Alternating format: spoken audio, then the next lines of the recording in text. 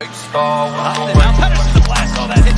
Diving save hard as he flashes across. Briere sends up Carl, side of the net, deflected, score! Briere moving in, stops, cuts to the middle, still has it, shot! Score! Here's Hughes giving it across. Oh, save by Maher!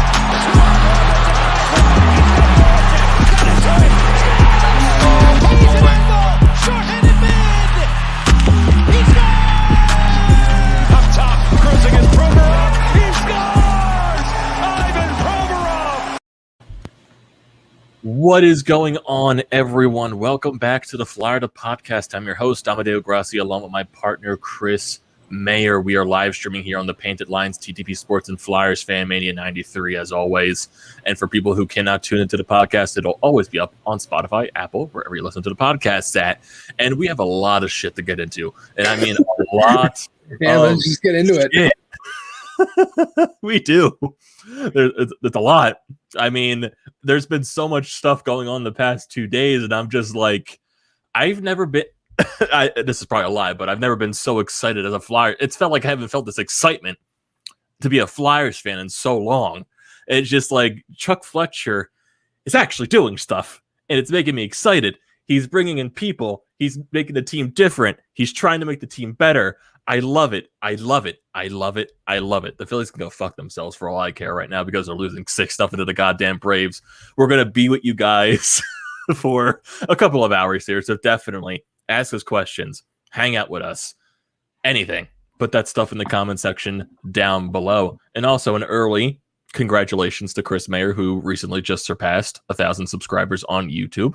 Definitely, congratulations is definitely deserved there. And honestly, if the Flyers have a really good season, I could see you getting the 5K. I could see that. If the Flyers have a really good season and you're consistent with all your videos, get over there to 5K dives. Shut up. I don't love Vinny Velasquez. Oh, Vinny V. No, I don't love Vince Velasquez. But let's get to the better topic at hand. We're talking Philadelphia Flyers hockey. We're talking about Chuck Fletcher, the best goddamn GM in Flyers history, making some moves. I don't think I've seen you this excited since I couldn't even tell you when. Honestly, I don't remember you being this excited. Maybe since the playoffs, and then that was shut down pretty quickly. Yes. Look, this is the first pure excitement since that playoffs. First pure excitement probably in a decade. Like, this is excitement. I haven't been this, even though I love talking Flyers hockey, I haven't been this. Well, the Ellis trade was the biggest trade, was probably the biggest thing they did since offer sheeting Weber. Yeah.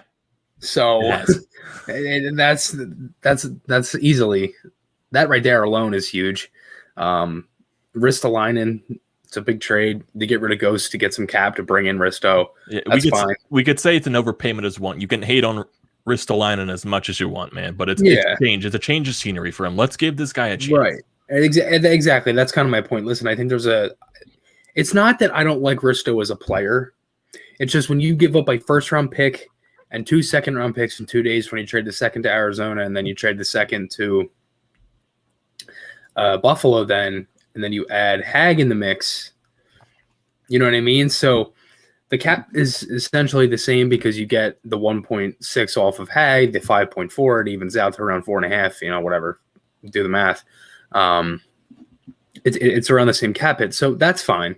But one thing I will say, though, is that I really hope that they didn't just give up a first-round pick and a second-round pick for him not to extend, even though I think he will. If they've had inquiries, and I've talked to Buffalo for the last 3 years about Rasmus Ristolainen, I 100% think he will sign here. I think, he's still young.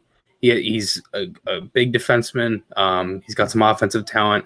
There's obviously been times he's been kind of that liability, but I 100% agree with Bill Meltzer on this. I don't know if you've ever seen what Bill has said about Ristolainen, but when he was kind of put in the league, he was essentially thrown to the wolves to fix Buffalo's problems. And that's essentially what they did again with Rasmus Dahlin. Now, obviously, both of those things to both of those defensemen haven't really worked well, and that's why probably both of them look worse than they really are, especially Ristolainen, not so much Dahlin. But, excuse me, one thing I will say, though, is that I think you have to give Ristolainen a chance. Now, obviously, the Flyers' defense look better on paper, but no one really thought their defense was going to be that bad last year, and we saw what it was. So I think you have to take this with a grain of salt. You have to look at this defense right now and you have to say, okay, it's better on paper, but will they play to that standard? I think they will, just because of I think they have to. If they don't, then I don't even know where to begin. So at that point, I think for the most part, I think Fletcher's done a pretty good job, if I'm being honest with you. I think you have to see how he handles the rest of it from free agency now. But I think I think he's done a pretty solid job, honestly, overall. Oh, I would agree with you wholeheartedly. Just it's been with these couple of trades. I know people are bashing the Ristolainen one as much as possible. It's I just hate giving up the first.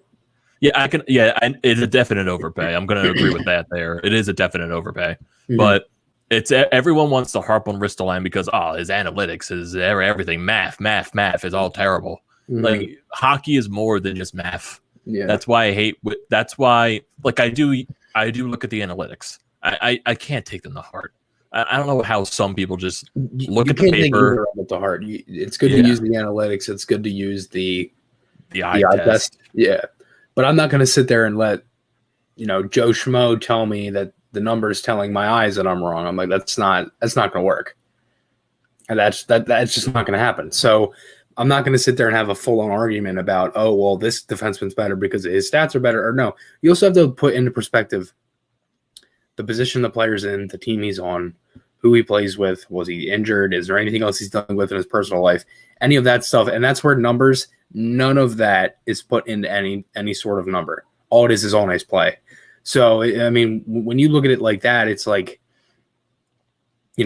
you're basically just looking at his nice play. Like everybody wants to compare like Columbus, like with Jones, for example, and they say they compare his and Werenski's and how Werenski's are really good, Jones are really bad. Well, I would argue, I know that they majority of the time they play on the same pair, at least I think they do, or they did.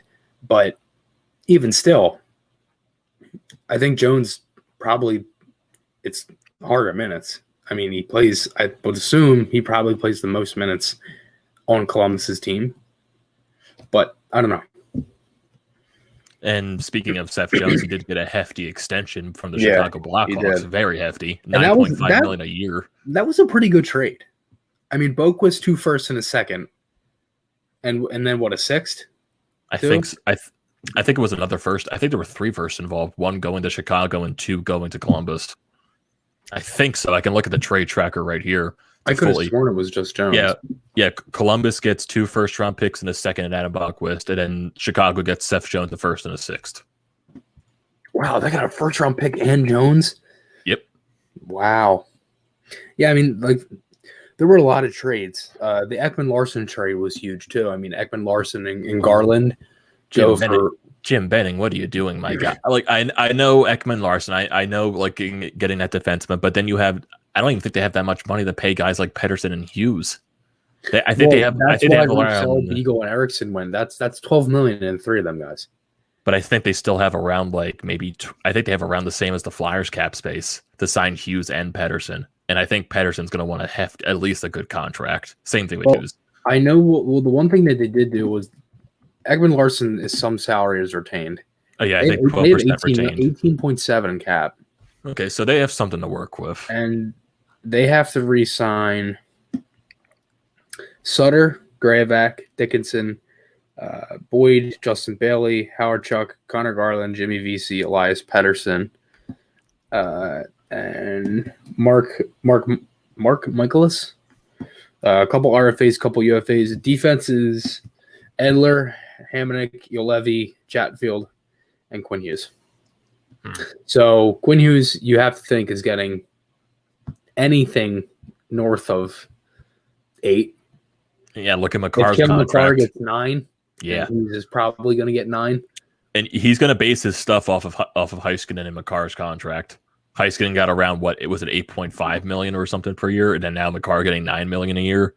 Hughes is definitely going to mouthwater over those 2 guys getting their contracts. Yeah, I mean, it's saying, hey, I've been as good as those 2 guys. I was drafted in their same year. I should get what they're getting at least. Yeah, I mean, anything north of 8.5 is like perfect for Hughes. And And Patterson, I think he might go between 7 and 8. I think that's where he might fall. I'd say probably 8 or 9. And that right there alone is like 16, 17. So yeah, you're pretty much on the money there. They have more cap space, but I know they've talked about getting rid of Holtby, so that does free up a little more money. But I don't know if they bring back some of these guys. Like Juolevi, they'll bring back. Hamonic, they'll definitely bring back. But I don't see their D being as bad anymore. You got Ekman, Larson, Myers, and Schmidt. You have Hughes. You still have Edler, who's a good vet. You know, he's the oldest guy on their team now. Garland's a great forward for them. Really speedy guy. I love JT Miller. He's fantastic. Pearson, Virtanen. I mean, they still have a pretty good team. Actually, is Virtanen still with them? I honestly have no idea. Who am I thinking of for Vancouver, that whole situation? Oh, Pearson. Right? Think so? I'm not entirely sure the roster of the people that they traded away. Pearson and I'm sorry. It was Leipzig, remember? Oh, that whole thing that happened with Pearson. That's what it was, yeah. That's what that was. Yeah. I mean, they still have Tyler Mott. Höglander is a good player, too. Zach McEwen's not bad. Matthew Highmore. But, yeah, I mean, they got a lot of UFA. They have a lot of forwards. Oh, my God.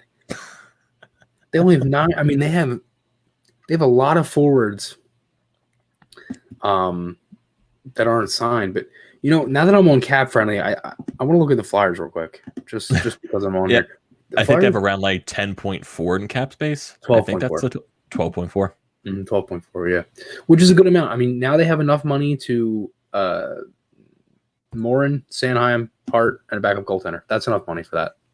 Yeah, definitely. And maybe they Chuck Fletcher did state in his press conference that they're not done. He still might look at getting maybe a bottom 6 forward. So there's Jason Martinez on 97.5 had a Frank Saravelli on the radio today with him, and they were talking about Philadelphia might go maybe a little more hefty for a backup goaltender. Maybe they're looking at a 1A, 1B option to pair with Carter Hart. Maybe to try to get like at least 2 good goaltenders for a tandem to pair with Carter, or at least 1 good goaltender to pair with Carter Hart to have a nice tandem.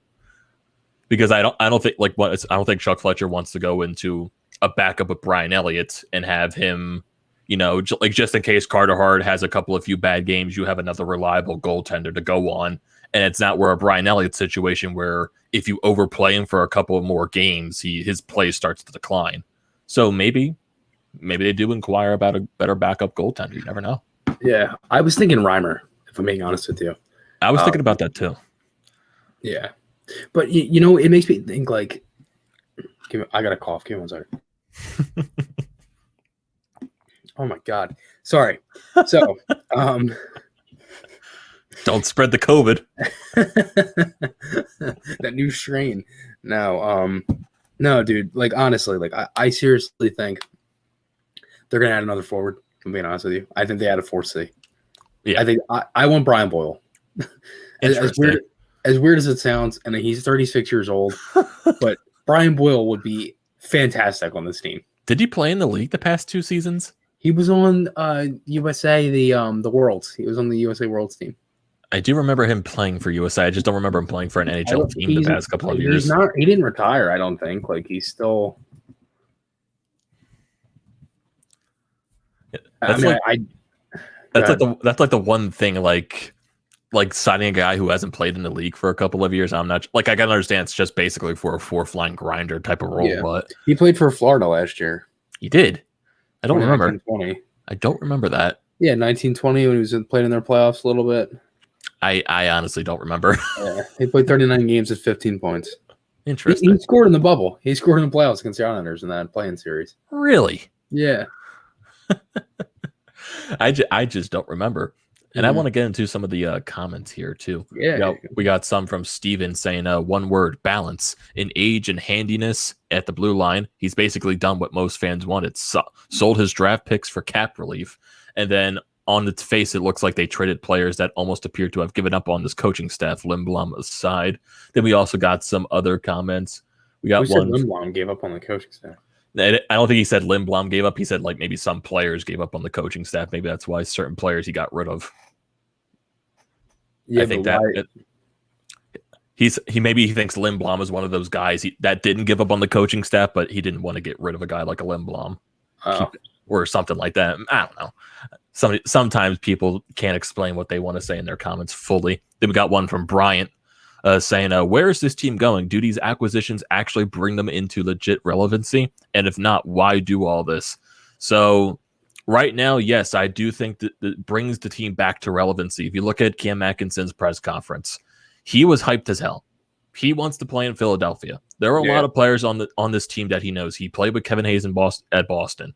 He knows guys like James Van Riemsdyk from Team USA. He knows a lot of people on this team, also playing against the Flyers so many times since being in the same exact division. So Cam Atkinson wants to be here. And also, he was wearing a goddamn Gritty shirt in his press conference. So I think he's embodying Philadelphia already. Mm-hmm. So I think just seeing that pure excitement from Cam Atkinson, and that can also bring some, maybe excitement for some other players that might say, hey, this team is making some moves to try to get better. Maybe I want to join up on them. And seeing a guy like Cam Atkinson get excited, maybe that inspires some other players to maybe want to look into here in free agency. Even though the Flyers, they don't have that much room to sign big names in free agency, it might inquire about some other people too. If Chuck Fletcher trades for those pieces or he signs them in free agency, I think there's something to bring this team back to relevancy. And that's what Chuck Fletcher is trying to do, which I love what he's been doing so far. And then we got another one from Dave saying that I know you guys like the changes, but I can't help myself to liking Fletcher. Sorry. Yeah, Dave commented that a couple times on my vids. So Dave said he's apologizing because he's drunk. He doesn't like Fletcher. He can't help it. And then we got a good comment here from Dibes. Do you guys expect Cam York to be on the roster opening day?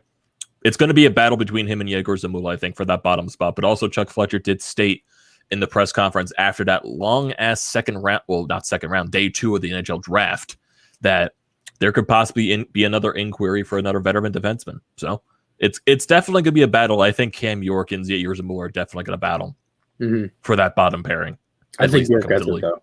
Yeah, I do think York gets it as well. I think eventually. Then I Dives wouldn't be surprised if the Flyers maybe use Zamula for his size. Never know. You never know. And that's the beauty of everything. And Dives also has a question on what's the latest with Zayde Wisdom. So here's also an interesting too. So for players that played in the AHL last season, for people that came over from the juniors, since certain leagues were not playing because of the outbreak and the pandemic, that the NHL is trying to push for those specific players who played in the minors last year to try to pitch those to the OHL juniors, the Q, the WHL, if those players can just remain down in the minor league so they don't have to go back to juniors, which is something that could be beneficial for a guy like a Tyson Forrester, for a guy like a Zayde Wisdom. So there's a lot of benefit there, and Zayde Wisdom could be back with the Phantoms next year. So that is something nice to see. And then Sean Fitzpatrick still wants Vladimir Tarasenko. If only Tarasenko could have arrived. Chris, do you think with the Cam Atkinson move, do you think that puts the Flyers away from Tarasenko, or do you think they'll still inquire about him? Well, the first and Jake are gone, and the draft is over, so I'm assuming that probably not.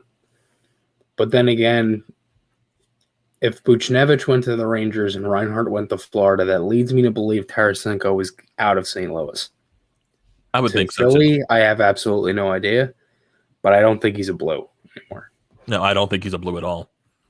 I know the other rumors penciled in Florida possibly going after him, but I think when they acquire Reinhart, they might not go after him. I think they still could. They might. They might. I still think they're going. I still think they will inquire on him, but I think another team like the Islanders is another team possibly. They cannot lose Tarasenko to the Islanders. Yeah, that's what I'm afraid of. But then again, it's like the Flyers can only do so much. Yeah. So it's not like if they were in a bidding war, that would be different. But yeah. Like Chuck Fletcher has done like a fantastic job already. Like if you want to like discredit the Ristolainen trade, he's done a fantastic job. But like there's gonna be players that they miss out on. They can't acquire everyone in the trade market. They can't acquire everyone in free agency. That's just unrealistic. If you're looking at it right now, then Sean Fitzpatrick he's so desperate for quality programming. I'm going to rewatch the Kraken expansion draft as opposed to the Phillies. Sean, I don't know. Are you trying to have a bad time? Just stick. Make sure you pause it right before that you get to the Carolina Panthers, and then you get everybody to be quiet. And then you listen. Everybody all sits there and listens to the Carolina Panthers and their pick. Sean, the only thing quality programming that you have to stick with is the Florida podcast right now. That's the only programming that you should tune your eyes to. That's definitely something to look into. And just going over all these other trades, because there were a lot of them. There were a lot of trades, but like still looking at the Flyers mostly.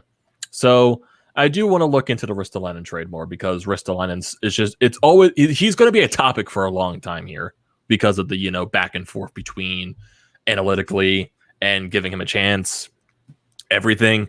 So going back to that trade, the Flyers, they sent Robert Haig, a first-round pick, and a second-round pick to the Buffalo Sabres for Rasmus Ristolainen. No salary retention whatsoever. It's just Rasmus Ristolainen for all of those things. So if you're looking at the straight-up trade itself, yes, definite overpay. Complete overpay. So I'm not sure if the Flyers had to cough up something extra to send Robert Haig over there. I don't know. I don't know. At the basis, it's an overpay. And then every big analytic nerd around the league saying this trade is terrible for the Flyers. Even some people on the Athletic it was just a big joke about it. They were like grading the goddamn thing a J for some reason. I have no idea why. They gave it instead of an F, they gave it a J. Like what the hell does that even mean? For the Aristo trade? Yes. That's stupid. Like, listen, I get it, but if you had teams that were looking to get a first-round pick or Cam York for Ghost, and then you had 7 other teams try to get that asked for a first-round pick back for Ristolainen, then I don't necessarily look at that as a crazy overpay now. Now, with the guy that Buffalo took, Isaac Rosen, I don't know too much about him. I don't think he was expected to go where Buffalo drafted him at. A lot of guys were like that. Yeah, everyone in this draft Simon was Robertson was a projected late first round, early second round. That guy went 78th. The guy that the Flyers drafted in the second round, I saw he was expected to go at least 26. Yep, in the draft. Samu Tuamala. I'm definitely gonna butcher that, but man, that kid reminds me of Line. Oof. Watching him as a fan, don't get me excited. on the left side of the power play, and don't get me excited. Spot, dude. Oh, it's just if you give him time, it's like sweet cheese. Like you might as well just give him the goal. You know what I mean? Like it's kind of like Ovechkin when he's winding up and the forward gets caught 2 over, and then you get the one timer and just like, yeah, that's a goal. And also and same thing with Ristolainen again. Like in his press conference when he was traded to the Flyers, like a lot of the quotes, like just look at it. He's coming into a new atmosphere. He's a guy that's played in Buffalo for so long, like Chris brought up earlier. He was thrown into the fire as soon as he was drafted, put into a top pairing role. Buffalo, they were in the midst of the rebuild at that point. They were a bad team. He was put up against all these top lines with terrible pairings with him. So, of course, that's going to stunt his development. That's going to very hurt a player coming into the league that early into a team that is rebuilding. So you look at it, maybe age, and he's still produced too. He's a good quality point-producing defenseman as well. And he's going into a new atmosphere, a brand new team, a brand new culture, brand new locker room, coaching staff, teammates, whatever you name it. Maybe that's going to be the best change of scenery that guy can have. And then he also states in his press conference, he's a guy that wants to be that pain in the ass to play against. He's a big physical guy. He's going to hit you. He's going to ram you into the boards. And that's something I feel like Flyers fans are going to definitely fall in love with, that physicality. The people that have been complaining for that physicality on the blue line. Ristolainen definitely brings that. Yeah. No, dude, I agree. I mean, I think there's a lot of things that he brings that not many people are too aware of. I mean, again, he was on the Sabres. He was on the Sabres. I mean, if that doesn't show you what again, Jack Eichel, I see my dad's coming. Jack Eichel, like, again, everybody talks about Eichel, right? How good Eichel is, how great of a player he is. And his plus minus is atrocious. And I know, you could sit there and say whatever about plus minus, but like when you just look at his stats, like his plus minus is horrible because he's on the Sabres. He's on the Buffalo Sabres. So look at Taylor Hall this year. Terrible plus minus, barely produced, and when he went to Boston, he was a completely different player. Ryan O'Reilly just didn't want to play good in Boston. And then once he got traded, not Boston, Buffalo. When he got traded, played a lot better in St. Louis, and he won a cup. Maybe players just want to get out of Buffalo. Yeah. Maybe Ristolainen just wants to get out of Buffalo. Mm-hmm. I think literally anyone could be better than Buffalo. Yeah. And then we got to bring up this comment from Ed talking about asking what am I drinking, wondering if that is a milkshake that I am drinking. If so, what flavor? Yes, it is a milkshake that I am drinking. Just plain old vanilla. Plain old vanilla. I was debating on what flavor to go to. I was just like, see you, Amedeo. I was debating on what flavor. I was just like, I'll be boring today. I'll go with the vanilla. Where'd you get it from? Now I'm curious. I know, definitely. Well, this is going to be a very long live stream, so I don't care if we go off topic for a little bit. Definitely, but there's this ice cream place that's like right next to a couple blocks away from my house, so we just ordered from there. My dad's always like, "Hey, bud, we gotta get the ice cream today. You gotta give me my ice cream." I'm like, "Okay, Dad, calm down." Like he's really obsessed with the banana ice cream from there. Nice, specifically the banana ice cream, chocolate jimmies. That stuff. That's what that's all he gets on his ice cream. He eats whipped cream. He eats all that stuff. So nice. So and also funny story too from that ice cream place. So they also have other different little snacks that I know very off topic. People we're talking about flowers for Christ's sakes, but I'm going into the topic of ice cream. But sorry, I remember when the bubble was going on and we talked about every player's different ice cream flavor. Yeah, we did. We also talked about goalie masks. Tried to guess that. Yeah, that was fun. So back to the funny story. So my mother they had like funnel cake sticks. So they usually come with like a little side dip of I think raspberry like sauce, something like to dip the sticks into.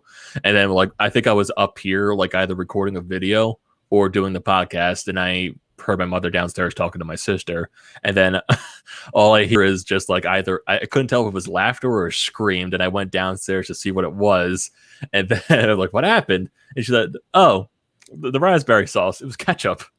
So she dipped the funnel cake stick into ketchup. I was like, "That sounds disgusting." Nice. Oh, look, I might get an ice cream cone. Interesting. Sweet. Dude, I'm looking at my phone. I'm sitting there. Draft just starts.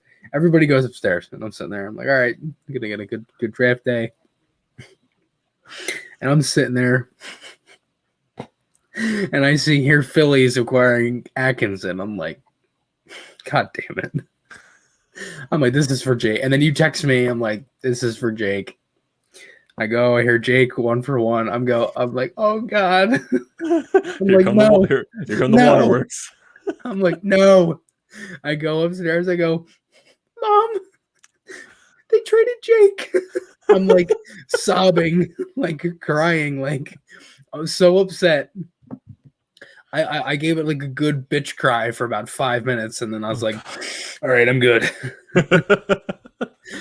Oh God.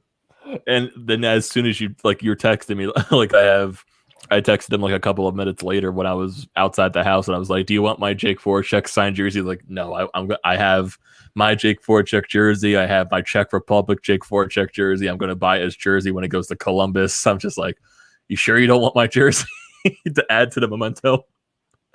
Yeah, right. Man, that puts it's a good laugh right there. So John also asked right here, can you guys pencil in what the 4 forward lines could possibly look like? So if you're looking at this right now, lines right here if you'd like me to. There you go. So there's another podcast I listen to. It's called The Liberty Yell. Chris Stumps and Danny Dimer. They do an unbelievable job. And they sent this thing. They put out a tweet of if Chuck doesn't go out and get a 3C, are their lines. They got G, Coots, Atkinson, JVR, Hayes, Farabee, Frost, Lawton, Konechny, Lindblom, Latsinski / any free agent for a 4C, and then Allison. Deep pairs are Provy, Ellis, Sanheim, Risto, York, another free agent that could be a 6D there, and then Braun, and then you could have a Moore and Zamula for whoever wants to fight for the 7. Hart, and then the backup goalie. Some of the offense you could switch up, like Atkinson could definitely play second line with Hayes. Konechny could play first line with G and Coots. Frost could go up to the first line. Farabee could play first line. So again, I think, and same thing with Allison, Lindblom, Leksinsky, they could all play up in the lineup too. So really, you can do any sort of switching with that. It really just depends on whatever you want. But I like that lineup. I think it's a really solid lineup. But yeah, I mean, I think the deep pairs are pretty much set in stone, depending on if they go out and get another guy. Yeah, the 4C, pretty much that too. So it is what it is. I really like these lines. I wish Vorcaek's name was still there, but you know what, Amedeo? It's never just gonna get easier, because I swear to God, I'm looking at the schedule today and I'm like, whatever game that Columbus comes here, the first home game, I am going. Their first home game against Columbus is not until January. Yeah, it's my dad's birthday. And my dad's like, well, he's like, I guess where you know we're spending my birthday. So I will be there. We'll be in attendance. I had his Czech Republic jersey. I ordered that a couple weeks ago. That's on the way. That's coming through the mail. I will be getting his Columbus jersey, probably the alternate with the cannon. I will be getting that. Regardless of what anyone tells me to do, I will be ordering that. So that'll be fun. I almost bought an autographed picture today from the Halifax Mooseheads of Jake. Oh my God. Junior. Don't go crazy. My mom looked at me. She's like, "Are you fucking kidding me?" I was like, "Listen, Mom. Like, this is. I'm upset. Okay, I'm sad. I'm sad that he's gone." Oh my God. The impulse buys. That is the impulse. Well, there. Yeah. Chris, you saying there, son. Don't worry. It's gonna be okay. Mm-hmm. It's gonna be okay. And then Chris in the comment section bringing up, this can put a lot of pressure on players like Frost, Oscar, Farabee, and TK to step up and score and stay healthy. I've never heard that. Fabs. Well, I guess you could say there is pressure on Farabee, but with the way he produced last year, I wouldn't say there is as much, but definitely pressure on guys like Konechny. Frost, can you say there's pressure on because he really hasn't gotten a shot?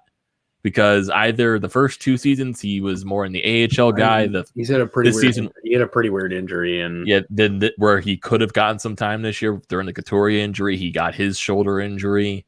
So, is there really pressure on Frost? I'm not sure. Yeah, I can't say that. Pull up that comment right there. Which one? The bottom one from Rob. I agree with this. I just think that instead of trying to save him, it's just to help him. It's not to really save Hart, because every goalie's going to have a rough game. Every goalie's going to have a tough night, whatever, give up a soft goal. So it happens. But I cannot look to blame Carter Hart for any of last season or Brian Elliott.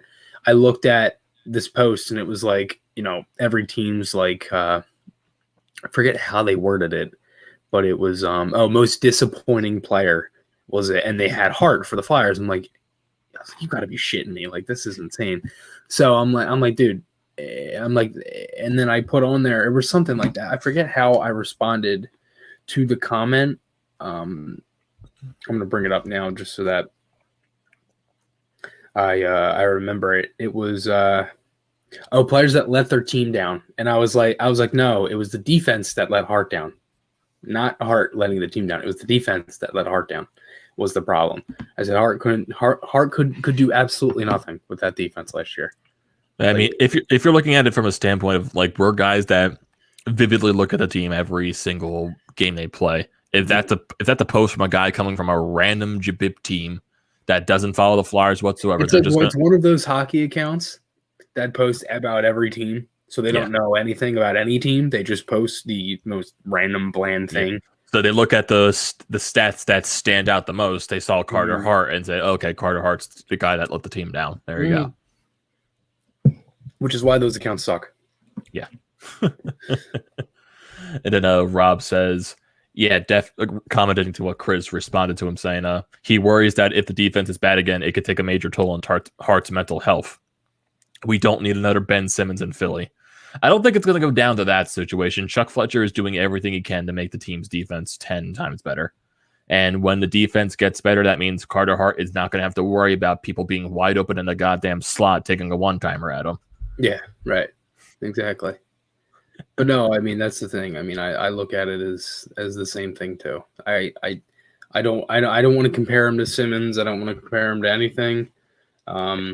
Is Ben Simmons is a whole different story, and I hope he gets out of Philadelphia the next train. Hopefully, and that's for a guy like a Dame Lillard, but that's another topic for another day when that eventually happens. Hopefully it does happen, but same difference. Then we got a comment from Michael saying that he thinks Atkinson is a good example of what TK needs to become. Do you think TK has more upside? And honestly, even like going off of that, like not directly answering that, but like the guys that Chuck Fletcher is bringing in too, guys like Ellis, guys like Atkinson, even Ristolainen too for an extent, all of those guys wore the A on their jersey when they played for their teams. Atkinson I guess that's what he was talking about with the right mix of guys. Yeah. Atkinson, he's been a leader. He's played for Columbus for so long. He's been a great leader for that team. Ellis, he's been a predator for so long. Got the A for that team. Ristolainen, he was basically a leader for that team because one, the team sucks, and also he's been on that team for so long, so he definitely deserved an A. So that's also some leadership you can bring in as well. So looking at a guy like an Atkinson, he could definitely. It also just brings in a different atmosphere for the locker room. Just try to get some different energy. Chuck Fletcher even stated that in the press conference. Everyone just didn't have a smile on their face. Everyone was sad. And also, a little credit again because they were losing at the time. And bringing in that different atmosphere, bringing in guys that have more energy to them. Maybe that can spark the locker room. Maybe that can help the young guys like Farabee. Maybe that can help a guy like TK who can get down in the dumps at times. Guys, so you don't have to worry about Oscar Lindblom having to drop the gloves. Maybe that's you get a guy like Ristolainen that can do that. Yeah, thank you.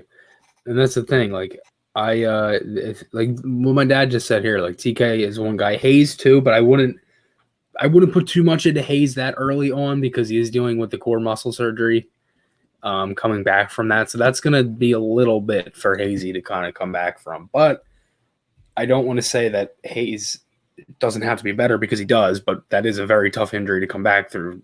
Too, especially after, because what it does, and the recovery it's a longer period of time for a full recovery to that.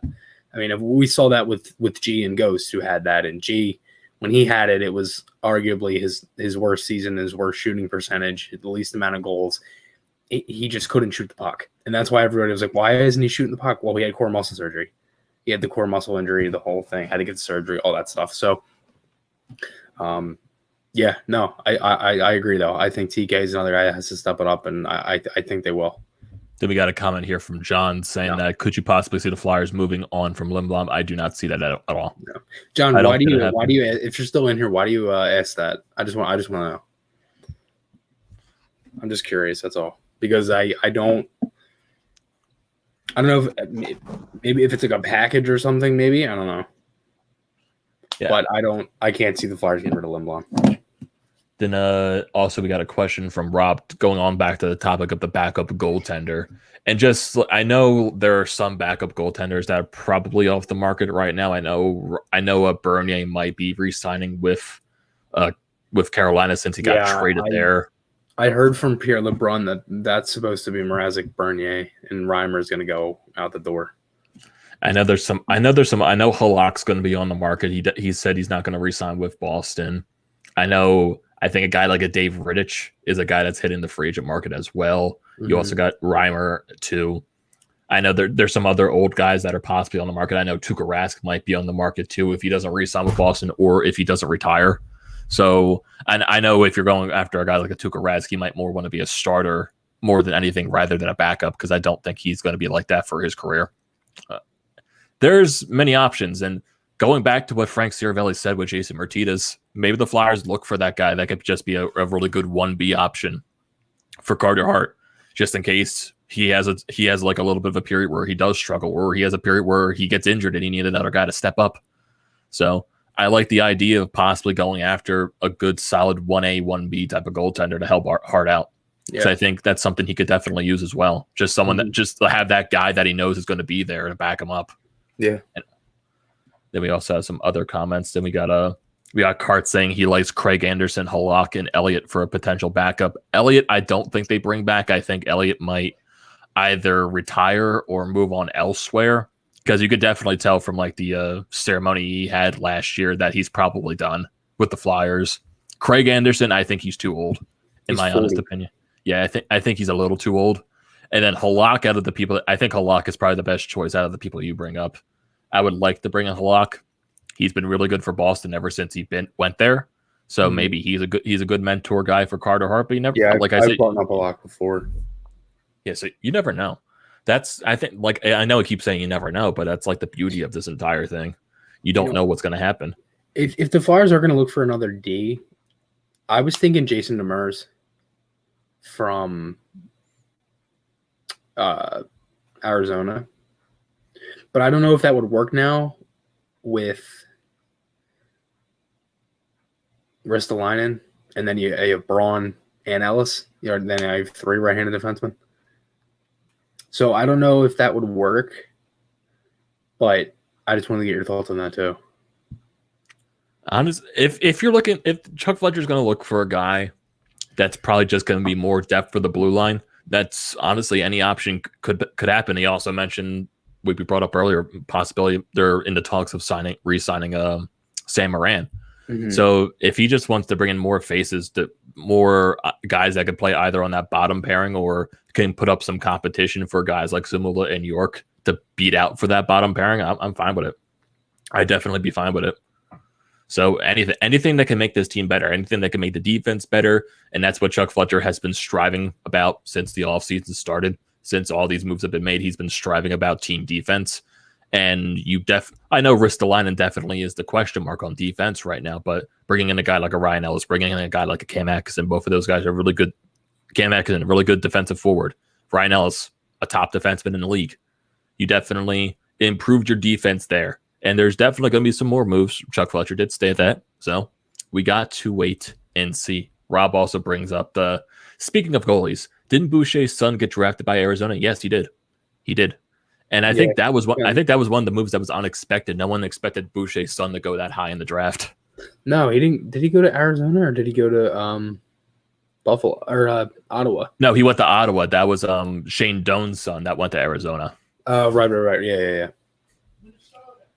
Yeah, that was Minnesota. No, he went to Minnesota. I think he went to Minnesota. I think he went to Ottawa. I could be wrong about that, but I do remember Ottawa drafting him. That could be Ottawa. Wrong. Ottawa. Okay. Yeah, Tyler Boucher 10th overall. Oh yeah, here's John's comment to your question, Chris, about Lindblom. I mean, the $3 million cap hit really doesn't. He was penciled in on the 4th line because of an injury. Well, injury. When I say that because of the cancer and all that stuff. I don't know about that. I don't know about him not being a fan of the AV system. I've never heard that before. The $3 million cap hit is fine, and I'm not worried about Oscar whatsoever. Well, there's your response. And then Sean brings up, is it simply because of age that Elliott is an afterthought? I would more think so. Most likely. It's just how many more 1-year deals is Moose going to sign? Yeah, that's true as well. He can also retire. He can go somewhere else and just like play the rest of his career. It's just like the sense that you got from last season, like when he had that ceremony. It's just that, okay, I think Elliott might be done in Philadelphia just because the Flyers might go into a different direction. So you never know. I think if they've switched up the D, they switched up the forward core. I'd have to think that the goaltender probably gets moved too. So, most likely. Then also Rob Smith brings up, if nothing else, it would also be a terrible PR move to trade Lindblom. That would also be true. Yeah. Trading Lindblom would be very stupid. Then, there we go. Ottawa also brings up the other comments from Boucher's son getting traded or getting drafted by Ottawa. Yeah. And then going through some of the other trades that happened, because there were quite a little bit after the Rasmus Ristolainen trade.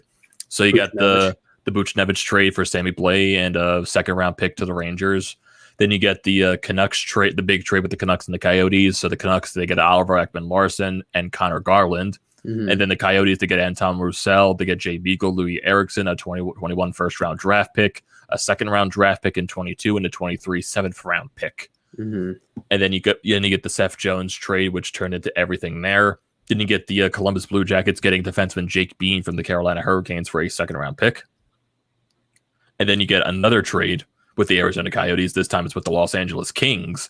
The Kings get Braden Burke, Tyler Steenbergen for Cole Holtz and Boko Imama. I think that's how you pronounce his name. Hopefully I'm not wrong there. And then you get the big trade. I would say the two big trades actually that happened. The one that broke, I would say after round one. It was more around midnight, but the finals weren't really, I guess, situated yet on what the details were of that trade. It's between the Florida Panthers and the Buffalo Sabres. Florida gets Sam Reinhart, and the Buffalo Sabres, they get the goaltending prospect Devin Levi and a 2022 first-round pick. Yeah. And then with the Philadelphia Flyers and the Columbus Blue Jackets, Chris is, for the reason that Chris burst a lot of tears today, sending Jake Vorcaek to the Blue Jackets for Cam Atkinson. So it's been a long day, long 2 days, I would say. There was one that we didn't bring up was Nedeljkovic for Bernier and a third, and then the other one was the fourth-round pick to the Kraken for Pitlick. Tyler Pitlick going to Calgary. That is also true. Those trades did happen. Yeah, and there were quite a few free signings as well. Yeah, Larson on the morning of expansion with Seattle.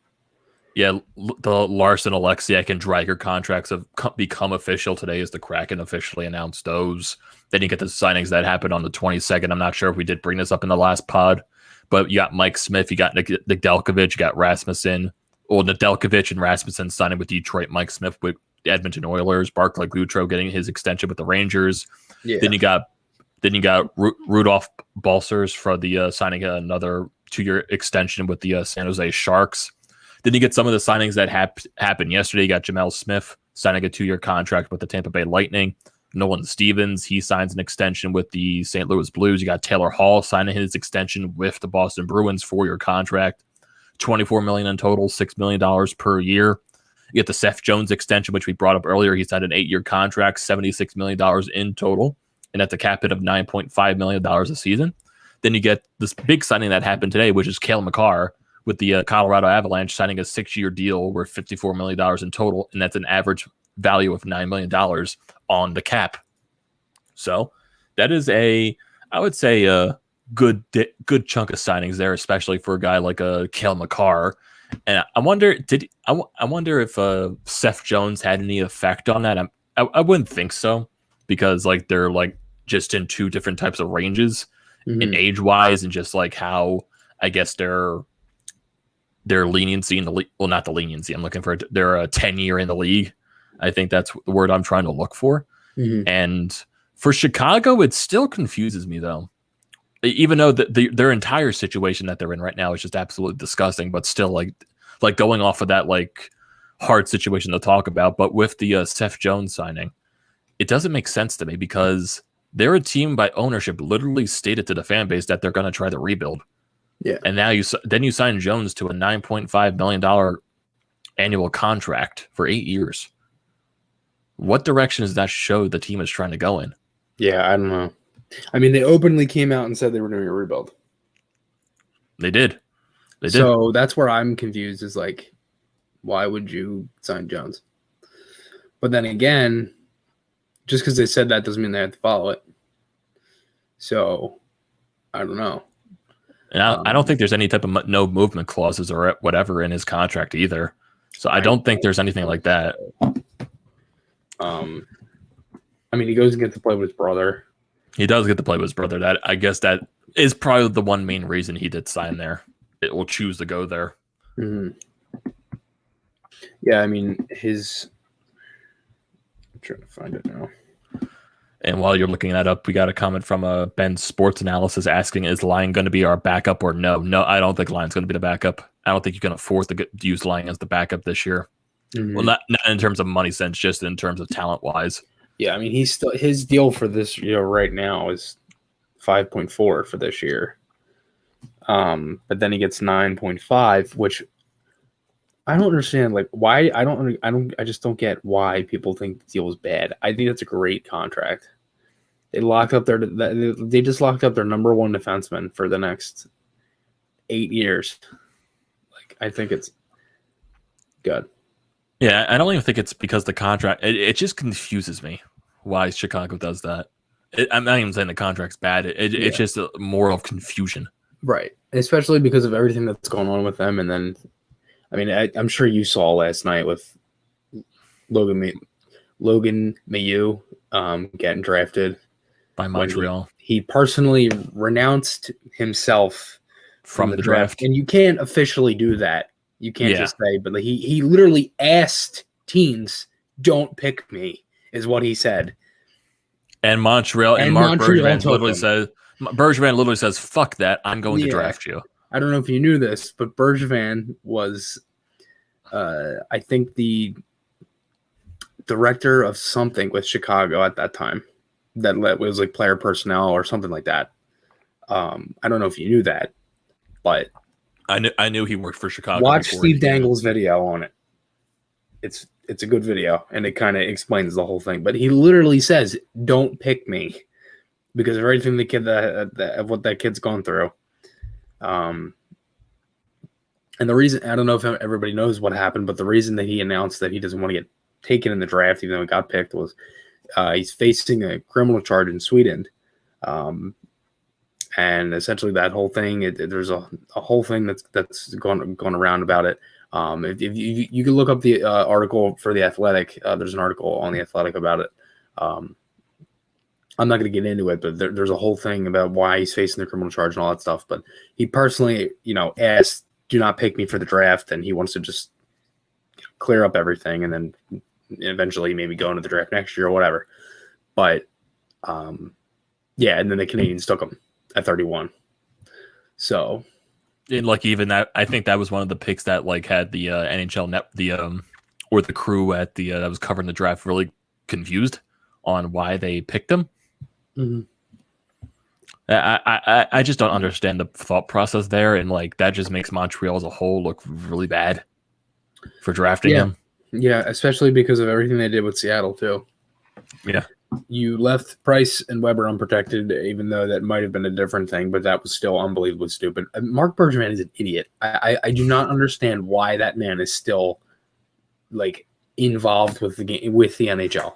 I don't get it. That dude is a total moron. He's going to be there for a little bit since he was up for GM of the year. He's going to be there for a little bit. That's an absolute shame. No, if Montreal didn't go on that run, Bergevin would have been fired. Yeah. Since Montreal did go on that run, he's not going to get fired for at least another year. He's going to be on that team for a little bit, so it's going to be ugly. It's going to be ugly. I just don't. And they even had to release a statement on the damn thing. Why do you make that pick? You notice how they started the statement was talking about how he's a great hockey player? Too? Yes. Yeah. That's not the point. Yeah, that's not the point. The guy is literally being charged for a criminal for something I don't want to get into over in Europe. Right. It's just, why do you pick him? He literally says, "Don't pick me." I just don't understand it. I don't understand it. And then Rob has a question, says, who gets fired first, Dubas or Jim Benning? I think Benning gets fired first over Dubas. I don't think Dubas is getting fired at all. Because I know with Toronto right now, they haven't gotten out of the first round in a long time, but I think they still have the ability to go deep into the playoffs if he makes the right moves. With Jim Benning, he's just an idiot. He makes these ridiculous signings, and then he makes these weird trades to try to get rid of the cap, and then he brings in more cap, and now he's going to have trouble signing his two best players. I don't know what he's doing. I think he's going to get fired eventually. And Vancouver Canuck fans have been asking that for decades. Well, not decades, but asking that for a while for him to get fired. It's been like that for a while. So I do expect him to get fired first. And then Philly Trash joins into the comment section saying, seeing who the Sabres drafted with the Flyers pick, he's more happy with the trade right now. Yeah, I can understand that viewpoint because it's a guy that wasn't really expected to go, I guess, that high. He was expected to go lower in the draft, and the Sabres took a reach there. So yeah, I can definitely that kind of makes you feel better about the trade. But you don't know what that player is going to become, and right now you just got to focus on Ristolainen being helpful for your team. I guess that's the one way you have to look at it. Mm-hmm.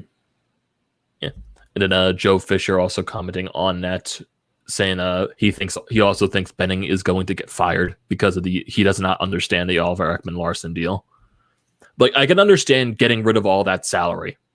He got rid of a ton of salary with those players that he had to get rid of, but then you got to take salary in return. So I guess Ekman Larson was the contract that he had to take back. And also Ekman Larson has been tied to Vancouver for a little bit too, saying he was like, those were one of the only teams he would accept a trade to. It's another vet that brings in, really helps what Arizona's trying to do there. He's a former captain. I don't know if he'd be captain in Vancouver because they don't have a captain at the moment. No, they do. Bo Horvat's their captain. Yeah, Horvat, right. Yeah. That was 2 years ago. They announced Horvat, right? I think he was captain last year. They announced it. Or it could have been 2 years ago, actually. Started 1920. Then we got Young Death saying, love your channel, just subscribed, keep up the Flyers content, love the moves that Fletcher made. A little questionable on the Rasmus trade, but the player-for-player swap that we won today, that we made today, we won that trade. Yeah, definitely thank you for the subscription here, Young Daz. Definitely be tuned to the Florida podcast, and either if you subscribe to my channel or you subscribe to Chris's channel, so definitely keep up to that. We appreciate it either way. Yeah, we appreciate it nonetheless, so yeah, it doesn't really matter there. Then Sean Fitzpatrick saying, damn, I'm old, I remember Mark Bergevin when he played. Geez, Sean, you are old. No, I'm kidding. Damn, Sean. Damn. Then a Canadian division conspired to Bergevin getting an extension, 4D chess moves. Man, that honestly, yeah, blame the Canadian division. Yeah, I feel like that's the because honestly, Montreal fans have also been begging for Bergevin to get fired for a while now. Yeah. But now, now with that, I mean, he's not going to get fired now. I just took him to the finals, but like, dude, that dude is just such a moron. He is. And once with like everything that right now that's going on with Montreal, Shea Weber might not even play anymore with all the injuries that he got playing in the playoffs. Well, we do know Price is ready. Yeah, Price is going to be ready, so that's nothing to worry about there. But then just like, is the team going to bounce back in a normal like state of things in a normal division against the teams like Florida, Tampa Bay, every other team that's in the Atlantic division, Montreal, Boston? Can they keep up with those teams? You don't know. You definitely. And Sean Fitzpatrick saying Bobby Clark is my captain. God damn it! So you're talking about that old. Yeah, that old when Bobby Clark was the captain, huh? Then another comment here about, has the Tarasenko ship sailed with the Atkinson trade? I'm sure the Flyers are going to do their due diligence in inquiring about getting a guy like a Tarasenko. Who knows? Maybe a guy like a JVR could be the player that's inquired about possibly trading for him. You never know. Never know what's going to happen. But yeah, just hopefully if Tarasenko does not end up going to the Flyers, you just got to hope it's not a team like the Islanders. I think that's the only thing you got to pray for, that he does not go to a team that's in your division. Then a one comment right here, I guess more of the Debbie Downer, saying that they have a feeling that Fletcher might make another stupid trade jeopardizing our salary cap. I feel as though he might try to move another one of our role players. And I don't think he's going to make a stupid trade that ruins our cap space. I don't think that's going to be possible. He knows the situation that we're in. He has to re-sign guys like Sanheim and Hart, and teams aren't willing to take on gigantic contracts to put themselves in a bad contract situation. So I don't think that's going to happen. I feel like you're being a little too of a... I think you're just waiting for something bad to happen just because everything has been pretty decent so far. So I wouldn't be too involved in that. Oh, and Young Daz, what's my channel name? It's TTP Sports. It's one of the channels that's live streaming the podcast right now. So definitely, if you do subscribe there, definitely thank you for the subscription and thank you for tuning into both of our channels for this podcast. Since that was, I'm assuming that was for me then. Thank you for the support. I appreciate it. Then we got another comment from Sean saying, do you think the forwards are a bit on the smaller side? I guess you could say that's a little bit of something, yeah, because there are quite a few small forwards, but maybe Atkinson, he's a small guy, but he's a rat. Well, the Flyers are small on paper, but they never play small. Yeah, I think Atkinson, he's more of a guy like, yeah, he's small, but it's the same thing with Ryan Ellis. He's like small, but he plays he's small, but he plays a physical game. Yeah, it reminds me, like, he's not afraid to get into the dirty areas. Yeah. And then we got at least Chuck Fletcher is trying.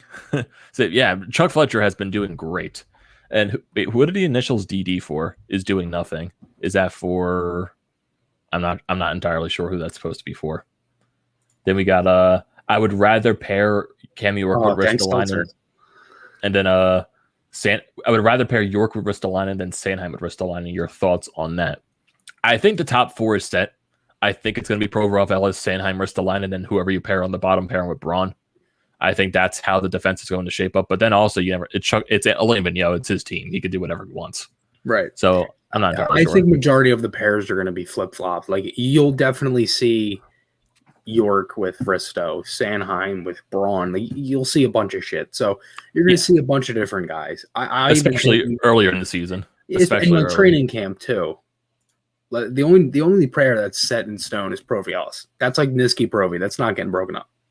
Yeah. If they're both healthy, they're both fine. It's not getting broken up. Or if Ellis doesn't get suspended like Niskanen did for the one game in the playoffs. Hopefully that doesn't happen. Yeah, when he crushed that Gallagher in the face. He got him a good shiner there, didn't he? Yeah.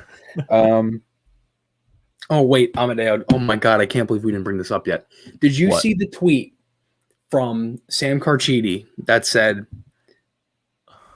Fletcher said, or I forget what it said completely, but I have to bring it up now because I was like, who asked this and why? Because it makes absolutely no sense to me.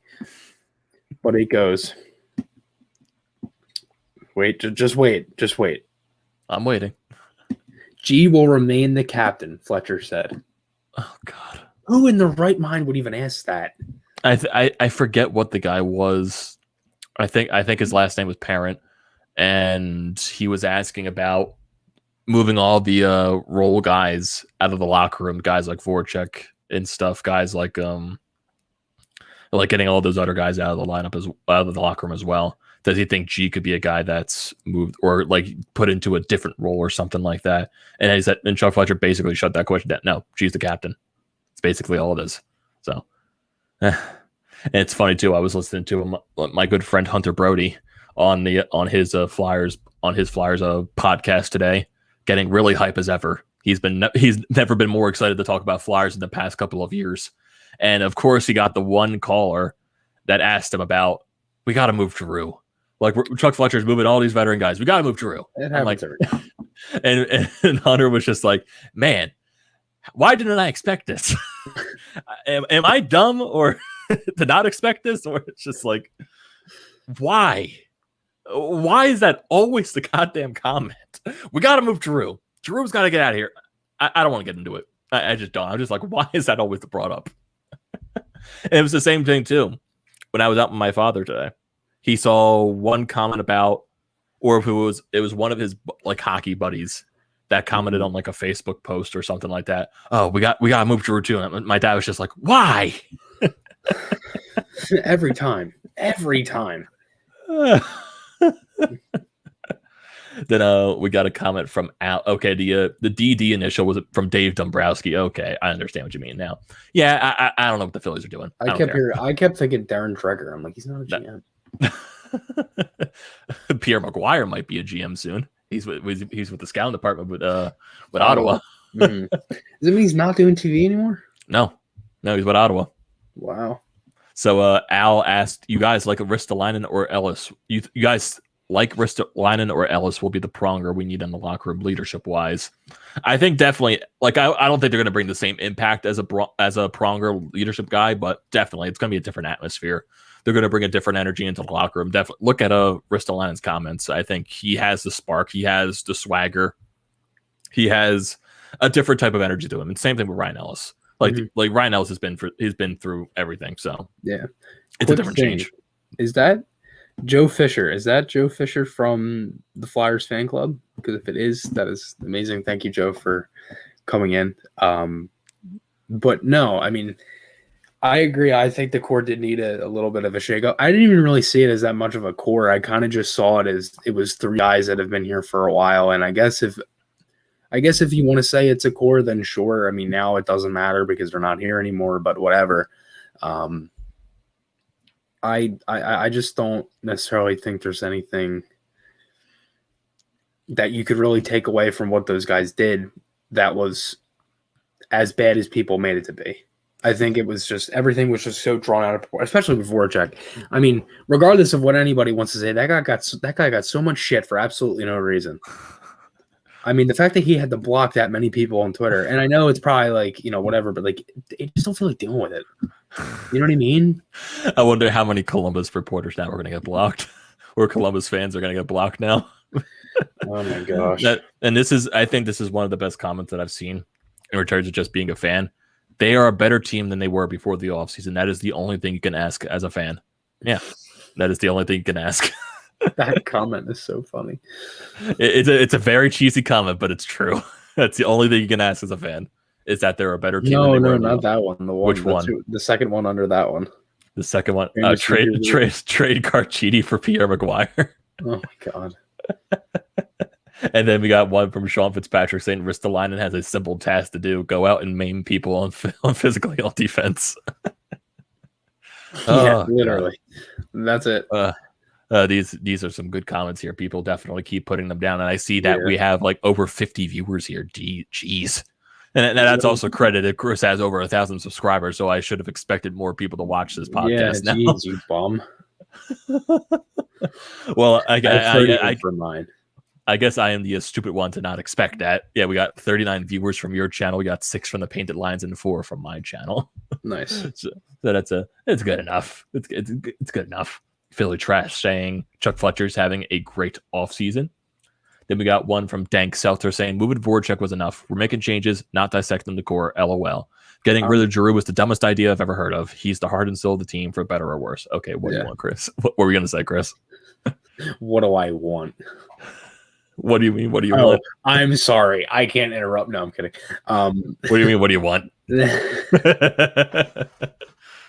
Listen. I think Dank Seltzer is one of the best names on here. It's great. There's one guy that's always like in the Painted Lines live streams that I'm trying to find. I'm not sure if he's ever joined ours. Who's the dog?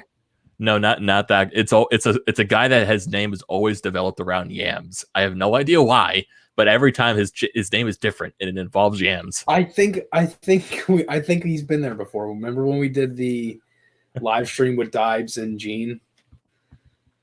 The Buffalo game, like the third game of the year. They got like fucking like smoked like 6-1 at home. It was like the third game of the year. And then I covered the game the next night in the press box. Oh yeah, maybe. Mm-hmm. Maybe. Yeah. Sean, what's your Venmo? Bribed him with cash to participate. Then we got one from Sean right here saying, I'm sure everyone is going to forget the price paid for Ristolainen. Right-handed defenseman hits and will put up points. Yeah. He's going to be that guy in Philadelphia that's either a fan favorite or people are going to hate him. I feel like that's just what's going to be. Yeah. And then we got one from Joe Fisher also saying loved Vorcaek. Some may say he's Gritty's dad.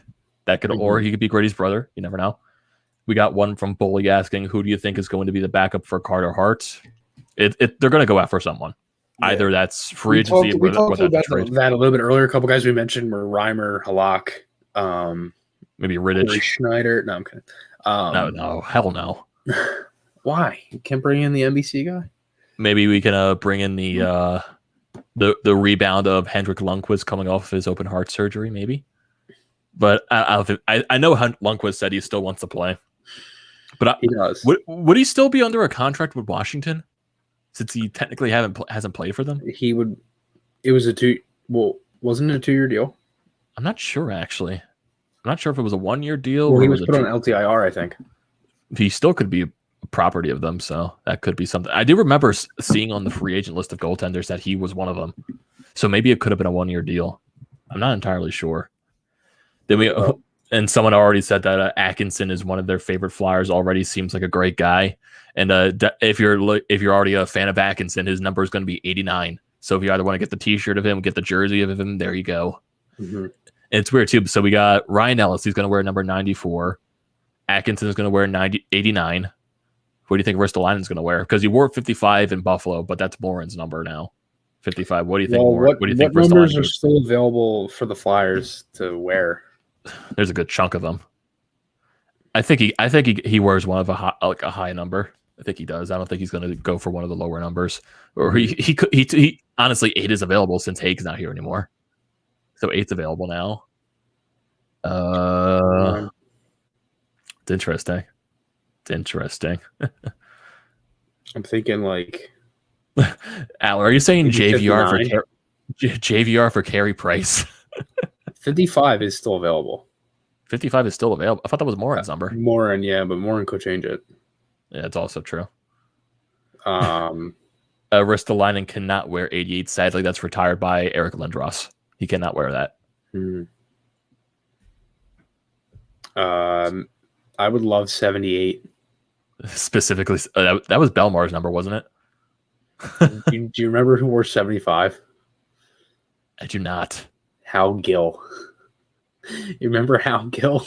I do remember Hal Gill for a little bit. Yeah. I also remember freaking Chris Vandevelde because he wore 76, and Chris Vandevelde was being loved to use by Dave Haxtell. I think Risto should wear 68 for. I thought you were gonna say 69 for Yager. There's no 69 on this list. That's hilarious. No player in the NHL wears 69. No player. Not wear it? I'm not sure. I don't think wear it. I don't think so. I know Igor Larionov's son who plays in the KHL, he wears 69. I think that's the only hockey player I've seen wear 69. I don't think it's a rule that you can't wear it. I think it's one of those like undisclosed rules. Andrew Desjardins wore it. I thought he wore 37. Andrew Desjardins? Yeah. Eric. I don't think of Eric Desjardins. Andrew Desjardins. He won the Cup with the Blackhawks, played on the Sharks. He wore 69. He wore 69 with San Jose, yeah. Interesting.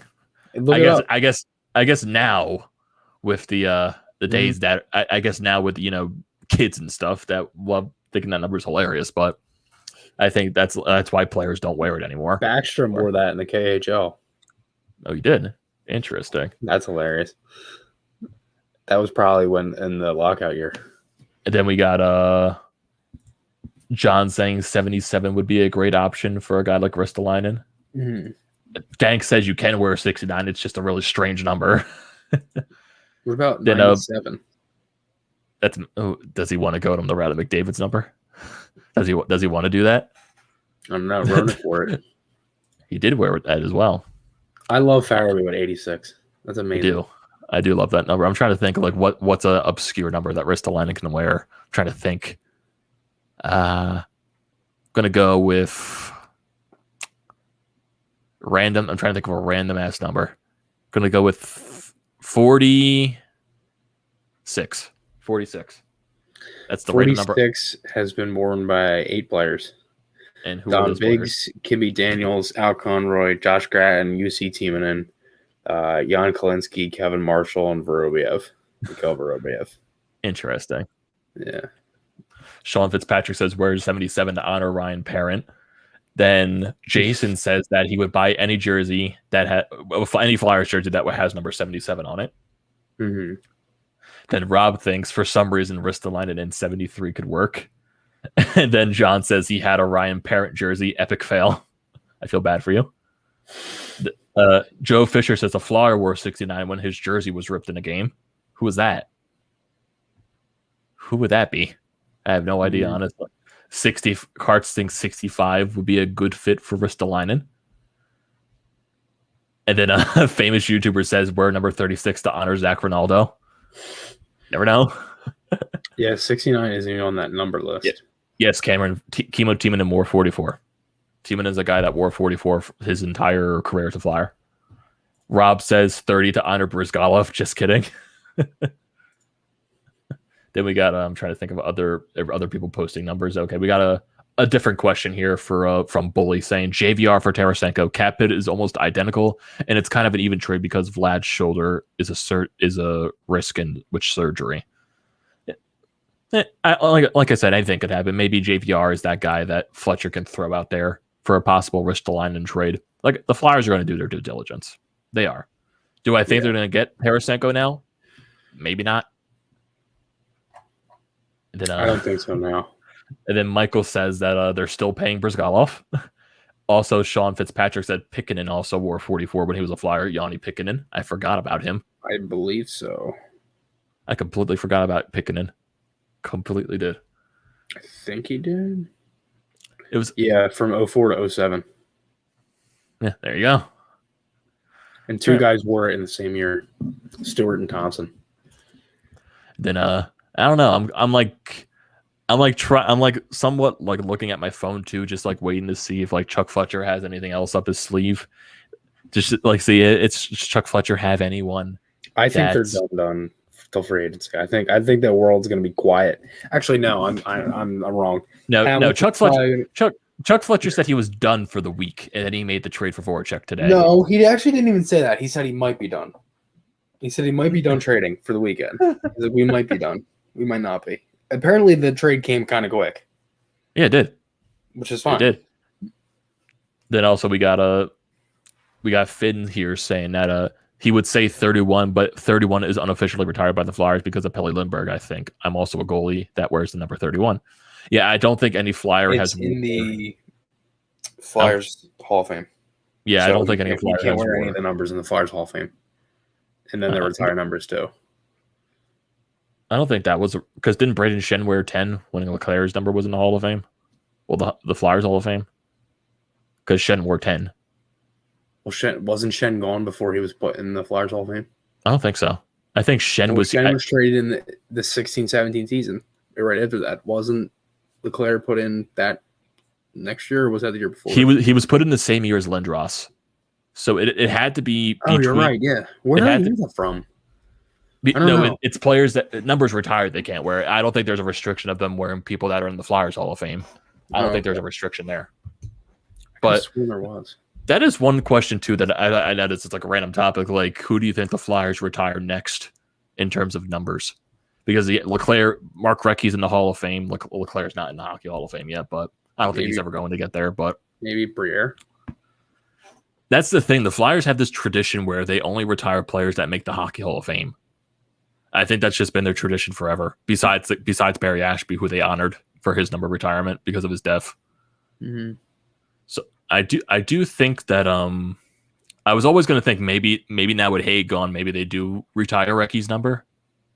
And isn't Recchi, is he still a coach with the Devils, or was he just hired by the Devils? Mark Recchi, I think he's an assistant coach with New Jersey because I knew he got fired from Pittsburgh. I think a couple of years ago. I think he did get hired by Jersey as an assistant. And also, I would wish they would retire Gagne's number just because one, that's biased because of me, and I just love Simone Gagne. Yeah, September 8th, 2020, he was hired as assistant for Lindy Ruff and the Devils. Yeah. Okay. Yeah, Gagne. It's weird. I would imagine, like, do you think they're ever going to put Gagne in the Flyers Hall of Fame? Because I don't think he's there yet. I wish they would. Because I would think players that eventually get added to that would be Gagne. Yeah, Gagne. They had his retirement night. They had his retirement night, but he's not in the Flyers Hall of Fame yet. Isn't that what that was? No. Flyers Hall of Fame is different. You remember the year they had the Flyers Hall of Fame night for the three? It was Tiemann and Gagne and Briere. That was all the same season. I don't think that was a Hall of Fame, though. I think that was just honoring their retirements. I don't think they ever got inducted into the Flyers Hall of Fame yet. I think who was the last person the Flyers inducted into their Hall of Fame? I can't remember. I don't know. Let me look that up. Yeah, definitely research that because it's definitely Flyers, I am drawing a blank. Inducted into the Flyers Hall of Fame? Yes, the Flyers Hall of Fame. Because I don't think it's been recent. It had to be like at least 3 or 4 years ago they last inducted someone into their Hall of Fame. Yeah. Because the last big thing they did was Jimmy Watson. Jimmy Watson was their last guy. Okay. February of 2016. Okay. Geez, that was a lot long ago. So 5 years ago. Bernie Perrant was March of 88. Bobby Clark, March of 88. Keith Allen, Bill Barber, and Ed Snyder were all March of 1989. Rick McLeish and Fred Sherrill were March of 1990. Barry Ashby and Gary Dornhofer were March of 1991. Gene Hart, Reggie Leach were February of 1992. Joe Scott and Ed Van Imp were April of 1993. March of 94 was Tim Kerr. Joe Watson was February of 1996. Brian Propp was March of 99. Mark Howe was April 2001. Dave Pullen, March 2004. Hextall was February 2008. Dave Schultz, November 2009. Eric Lindros and John LeClaire, November of 2014. Eric Desjardins was February of 2015. Rod Brindamore was November of 2015. And then Jimmy Watson was February of 2016. They haven't inducted anyone since 2016. Yeah, I do think the next guy, was Mark Recchi in there or no?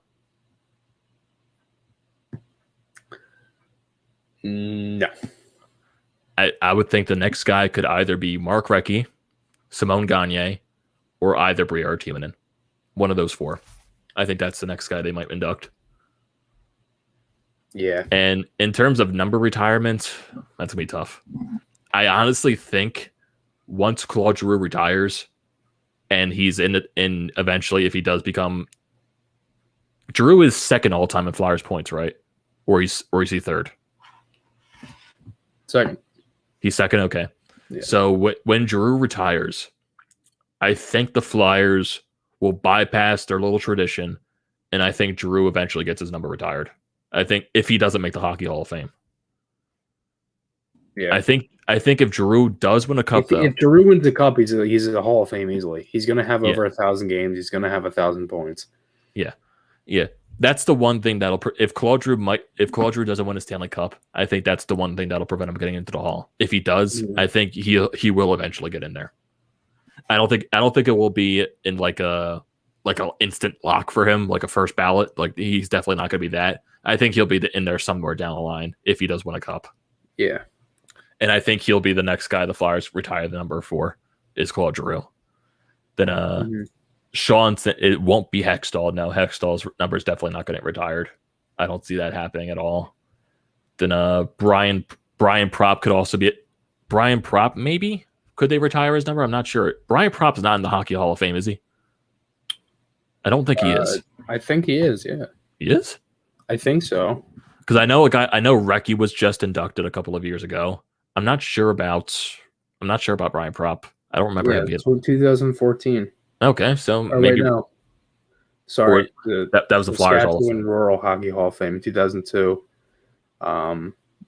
He was inducted in the Saskatchewan Hockey Hall of Fame and the Philadelphia Sports Hall of Fame in 2014. Okay, my bad. Sorry. I'm not sure if Propp can get into. I'm not sure if Propp's going to get inducted into the Hockey Hall of Fame.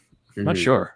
He could though. He could be one of those guys that just gets into it later in the stages, but you never know. Yeah, right.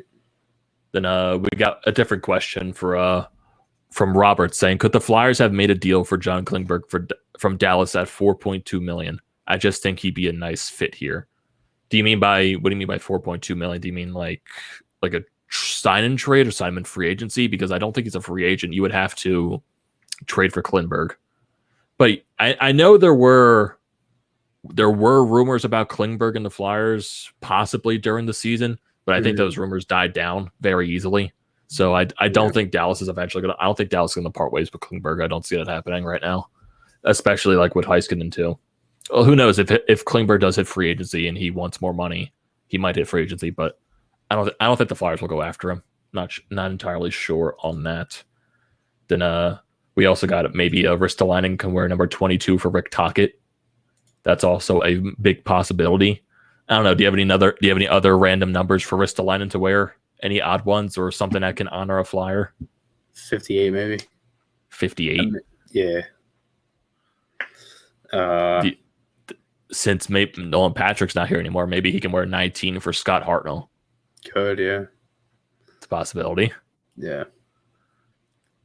And also, Joe Fisher brings up the point free agency starts July 28th.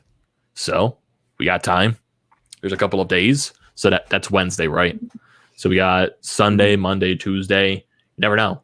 Never know. Chuck Fletcher can make a move. He could. He could also just wait until free agency. I feel like if he goes one day without a trade, Flyers fans are going to erupt. Chuck, what are you doing? You haven't made a trade in a day.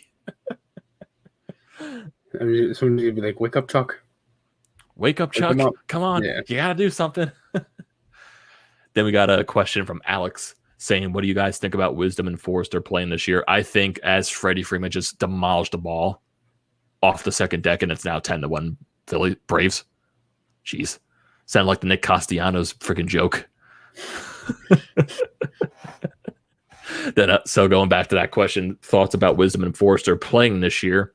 I think they'll be down in the AHL with the National Hockey League trying to do that rule to try to get the guys to try to get the junior players that played down in the minors to stay there. So I think Forster and Wisdom are going to get more time down in the AHL. So I think that'll be really good for their development. Also, Joe brings up another number for possibly Ristolainen 15 or 25. You can't wear 25 because that's JVR's number. Mm-hmm. So maybe 15 is in question since Niskanen's not here anymore, and Niskanen wore 15. So maybe that's also. And then Ristolainen could also wear Tyrell Goulbourne's number, the legendary Flyer, number 56. That could also be something. Then Renee Cruz has an interesting question. What do you think about the Owen Power to the Sabres versus our Rasmus Ristolainen? Two completely different types of players. Rasmus Ristolainen, I know there is a. I know he was drafted 8th overall. There was a lot of expectations for him. He was thrown into the fire into a terrible Sabres team. He stayed with that terrible Sabres team for a while, and now he's a Flyer. So let's see where that goes. For Owen Power, didn't he say he's going back to Michigan for another year? So we might not even play in Buffalo? Yeah. He's not playing in Buffalo this year. Might be best for him. Yeah, I think a lot of those guys will probably get, like, Luke Hughes is going to be down in Michigan. They're going to be stacked. Yeah, Michigan's going to get stacked. They're going to have a great program this upcoming season. They did last year too. They did that last year as York, well. Power, Beniers, Postejov. There you go, Chris. Someone's also already replacing Vorcaek's number for Ristolainen, number 93. No. Oh yeah, John Freelupo did wear 15 as well when he was on a short stint for the Flyers. Ty McGinn did too. Yeah, Ty McGinn did. I forgot about Ty McGinn. Mm-hmm. Then Dank Seltzer says Owen Power is the next Sanheim. Big, but not physical. Not sure about that comparison, but you never know what can happen with the way players develop. But he's not 18 sure. years old. Yeah, so you never know what could happen. So I think we're very close. We've been on here for a while. It's almost been an hour and a half. But it's been a nice time talking to everyone here. Oh, yeah, I guess to wrap up, because we really didn't get into the draft picks from the Flyers, so I guess a quick wrap up, Chris. So since you're better at prospects in the draft this year than I am, so why don't you go over some of the Flyers draft picks that they got this year? Yeah. Before we wrap this up. So they pretty much assessed every need positionally. They go Samu Tuomala, a sniper right wing from Finland in Karpat in Liga. That kid's a sniper, as I said. He reminded me of Line A a little bit earlier. They go a goalie in the third round, Alexei Kolosov, who was an overager. He was 19. He didn't get drafted last year from Belarus. Plays in Dynamo Minsk of the KHL. Put up some pretty solid numbers. He reminds me a lot of Askarov, a little bit of Rene and Saros in him, too. He's got that flashy kind of style. Brian Zanetti is a left-handed defenseman. I don't really know Zanetti too well. Swiss defenseman. He's young. He's got some decent size to him. As for Ty Murchison, he's another defenseman from U.S. program. He's a guy that actually knows Cam York a little bit. He had recently played in a roller hockey tournament with him. Ethan Sampson's a right-handed defenseman from the WHL. He's got some decent size as well. And then Owen McLaughlin is a center who's actually from PA, from Spring, PA. But yeah, they assess every need. They take a goalie early, get the sniper right wing, which was great. Tuomala was a great pick.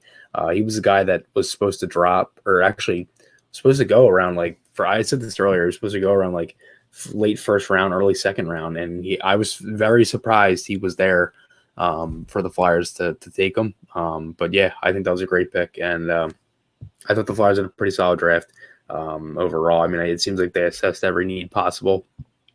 They went with their 3D. Yeah, I thought it was a pretty solid draft. Yeah, I agree with you there. I do like the second round pick. So I want to see what that kid can develop into, but he probably won't be in the league for a little bit, maybe 3-4 years. So there's some time to associate with there as the Braves just hit another long home run into the left field second deck. And now the Phillies are losing 12-1. Oh God. Oh yeah. And Ronald Therese is on the mound. That's why. Why is Taragas on the mound?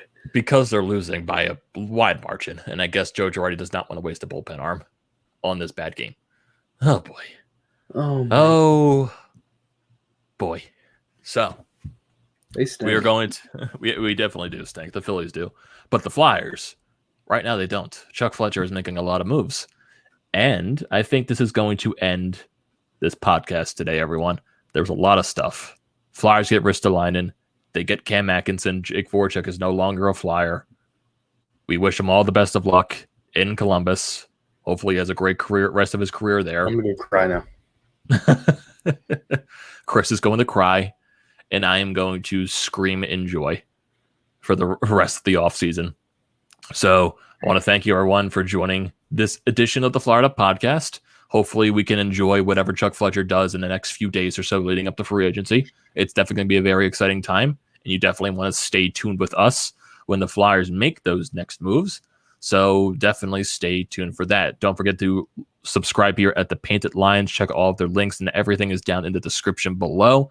Don't forget to follow us on our separate Twitter pages, FNG Maher for Chris on Twitter, and it is Amedeo Grassia 98 for me on Twitter. For YouTube, it's Flyers Fan Mania 93 for Chris. Get him to that 5,000 subscriber mark. He's getting there. He'll be there by the end of the season. I count on it. And for me, it's TTP Sports. And also, just don't forget to check out the Florida Pod merchandise website. That link is also going to be in the description below. And for people who somehow did not tune to this live stream, it'll most likely be on Apple, Spotify, wherever you listen to your podcast at. So if you want to stay tuned for that, definitely do that. So thank you for joining, everyone. And we will see you next time.